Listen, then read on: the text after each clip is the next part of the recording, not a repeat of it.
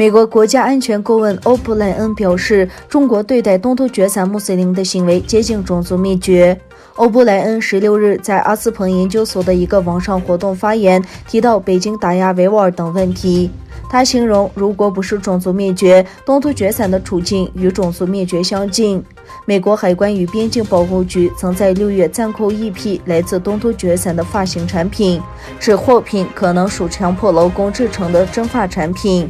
欧布莱恩认为，中国名副其实地剃掉维吾尔女性的头发，再将之制成发型用品，并运到美国出售。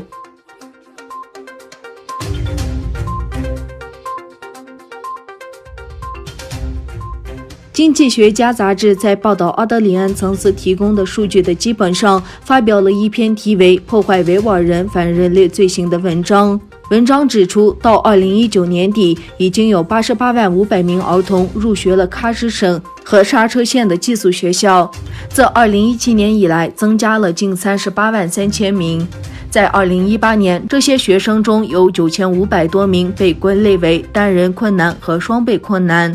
单人困难是指父母中有一人被拘留，双重困难是指父母都被拘留。根据从当地政府运营的网站下载的文件，所有儿童在2019年夏季，父母中至少有一个人在监狱、拘留或在教育中心。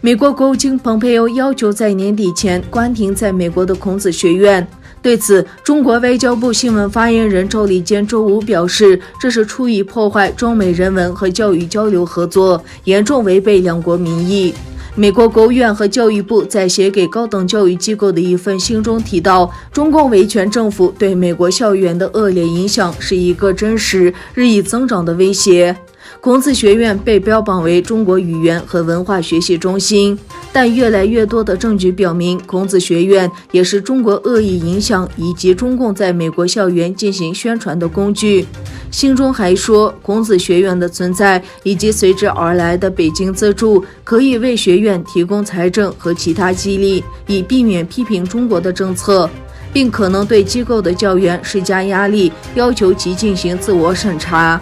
美国国务卿蓬佩奥周三接受电视台采访时表示，国务院要求美国各级学校在年底前关闭孔子学院。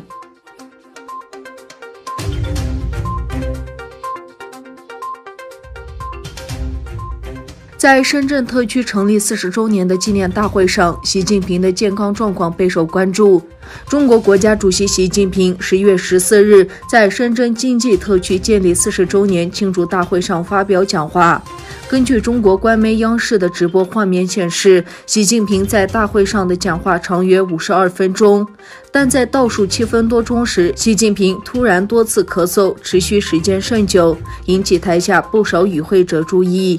央视为此连忙切入会场画面，但剩下的时间内，习近平的咳嗽并未缓解，且频频喝水。在武汉病毒起源问题上，中国越来越处于重压之下，多国政府都要求北京公开透明地处理病毒起源问题。